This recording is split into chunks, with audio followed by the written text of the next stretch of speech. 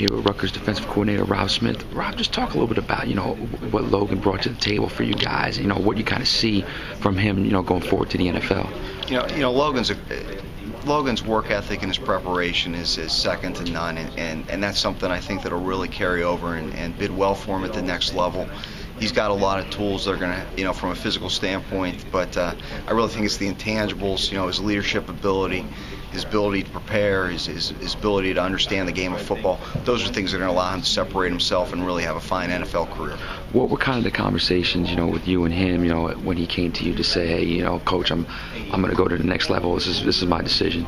Every guy's a different guy, and as a coach, you kind of approach it that way. The thing that you want to do is make sure you're there for him, and we're going to support Logan no matter what he chooses to do, and he's a great football player. Beyond that, he's a tremendous person, and we're just really excited about his future.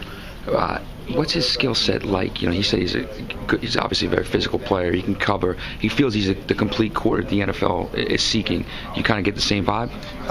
No question. I mean, the only other guy that I can really compare him to is Devin, who was in the program here the last 4 years when Logan was here, and there's a lot of similarities there. But as Logan will point out too, there's a lot of differences. But he can provide some flexibility for you. He played in the slot for us at nickel.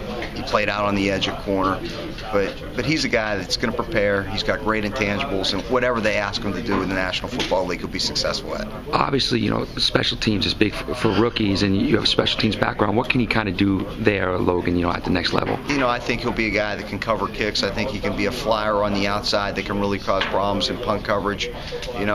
He's a guy that back into his high school days has done a nice job with the ball in his hand. In fact, we were watching this morning his redshirt year. He actually simulated B.J. Daniels in our South Florida game, so he was doing some things with the ball in his hand. So I can see him being a returner. I can see him doing a multitude of things in the kicking game. But Logan's a guy that loves to play the game.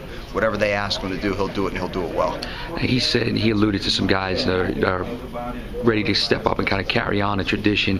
Do you kind of see with some of the red shirts and some of the younger guys that are going to need to step up next year, that they have the ability to do so? That's the idea of a football program. I think you want a great, strong senior class that provides a great legacy, and Logan's certainly done that.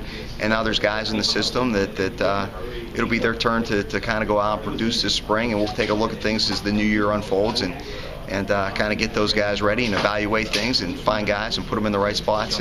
But it's going to be an exciting time for Rutgers football.